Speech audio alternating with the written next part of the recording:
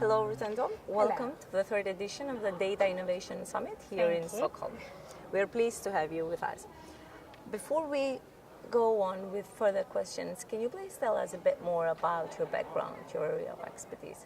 All right, so I'm a data governance officer at the International Organization for Migration. It is the UN agency that specializes in migration. So I work with the data steering group.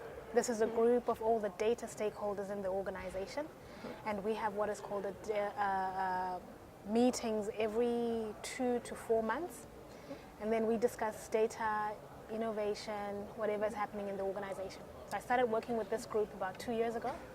Before then, I was working on general migration and development in the International Development Fund of IOM. My background is more legal, so I come from a human rights. But it's part of that. It's part of data, the legal aspect. Of course. So when it comes to data governance, it's very much related to the ethics of how we use data, and also just policies and privacy, human right to privacy. So it's very much linked to that. Great. So, Rutendo, data-driven innovation is changing the world today. Can you please give us your opinion, or at least some interesting examples of how organizations excel in this area? Well, from my organization's background, or the background that I'm more familiar with, we do a lot of humanitarian work, but a lot of intergovernmental work. So innovation and data-driven innovation with organizations really starts at being people-centered. So organizations should really master the idea of innovating with data for people instead of innovating for projects or innovating for cool things, or or to make their work easier or whatever. So a people-centered approach to data innovation is what is most important. And for example, we have what is called the MIG app. It's an app that we use to help migrants on their journey. So it's not just for migrants, so we give them information, but it's also for us to be able to understand what are their needs, what is it they're looking for the most. And on this app we have a doctor chat room, like if you want to get doctor translate, or you're sick and you're traveling and you need some help, the MIG app has that for you. If you want to know what are the visa requirements for a certain place you want to travel to, we have that on there. If you want to know services, you've maybe come by boat to Italy and you want to go back home, we have information on where you can get help in that sense. Great. So from your perspective, what are some of the biggest, or let's say most common hinders and challenges that organizations face when it comes to data-driven innovation, and what are some of the implications in case of not solving these challenges? One of them that's really big is working in siloed environments. So you know that business processes sometimes have different sectors. For example, we have 2 main departments, but in these departments we have different divisions. So for example, you have the counter-trafficking division saying, well, this is counter-trafficking data and this is how we do it. And then you have people who work on displacement and they say, well, this is displacement data and this is how we do it, because they think it's fundamentally different. And so working in siloed environments really hinders the cross connections on how you can better the lives of migrants, for example, from our perspective, but also in general, in any enterprise, if you have different departments keeping their data all to themselves, not wanting to share or not wanting to learn to share best practice and challenges, this hinders progress, because now you don't even know what data is in the whole organization. You can't map it, you can't use it. Yeah, great. That's great that you said. You just gave a presentation about increasing ethics in innovation through data governance. Can you tell us a bit more, like just a short recap? Well, what data governance does is it kind of gives you processes, like I call them benchmarks or guardrails. It protects you from going offside. When you're working with data, or with any enterprise, when you're working with data, it's people's property. It's important to everybody. It's people's privacy, right? And what you need is something that governs how you use that data. I mean, and we've got policies, we've got data protection policies, but data governance goes a little bit step higher. So it's not just about the individual, but it's about group data. How do you store it? How do you secure it? What are the levels of classification? That's one side. Another side is also accountability, and that's my biggest thing. Like, who owns this data? How do they own it? Who's accountable? Who's responsible? And that's the biggest thing about data governance. So the ethics part, well, I always say data governance is good, but it doesn't go all the way.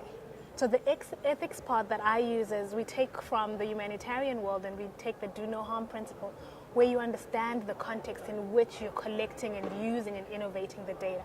So if you're collecting data and you want to use it in Syria, it's different from when you're collecting data and you want to use it in South Africa. So that's important to keep in mind when you're innovating with data, because it's people's human right. They've got a right to privacy. Exactly. But you've covered both of my questions now. Okay, so for those organizations who have just started this journey towards becoming fully data-driven, what some of your suggestions can be in turning data into insight, into action? What would you suggest? I have 3 suggestions or 3 recommendations. The first one is there's need for somebody who's emotionally intelligent in order to work with all the cross-cutting issues that have to do with data, bringing people together, discussing, having a collaborative, sustainable approach. Number 2, I would say having a people-centered approach to how you use data. Number 3, I don't know if that was number 2 or number 3, but number 3, I would say map your data, understand what you have, what do you already have, and then understand what you need, and then understand how you want to use that to innovate. So those 3 processes: emotional intelligence, collaboration, and then understanding your data. Considering the amount of data and the technology available, the competence, the new, the old processes in place, where do you see the biggest impact of data-driven innovation? Well, I work in a humanitarian and intergovernmental field, so all I ever think about is human rights, world peace. No, but I really see that in a few years we'll be able to use data that is different. For example, using navigation data that ships use. UNHCR is doing that at the moment, the UN High Commission for Refugees. They're using data from ships, when ships navigate, and then they're collating that with data of migrants that are illegally crossing, or irregularly, I shouldn't say illegally, irregularly crossing the Mediterranean, to kind of find pathways on how to help them, how to stop boats from being driven into the sea. So I see that in the world, in the future, I see how we can use disparaging data. So data from climate change, for example, can be used with data from, let's say, what people like to eat, or different types of data coming together in order for us to innovate ways of making people's lives better. How do people migrate better? Or how do people have food in places where there's no food, in places where there's drought, in places where there is a flood or there's a cyclone, in that sense? So I think you pretty much covered, but looking at, again, from your industry, from your field background, what can we expect in the next year? Well, let me just say my dream. This is my dream. My dream is that, well, after we have put all the ethical considerations into place and we have good policies, I see us actually going beyond just innovation and doing good innovation. Innovation that goes beyond just let's make this better, but let's make it even the best. I want us to come up, I can see a world where we come up with solutions that last, to fit into the 2030 agenda, the Sustainable Development Goals.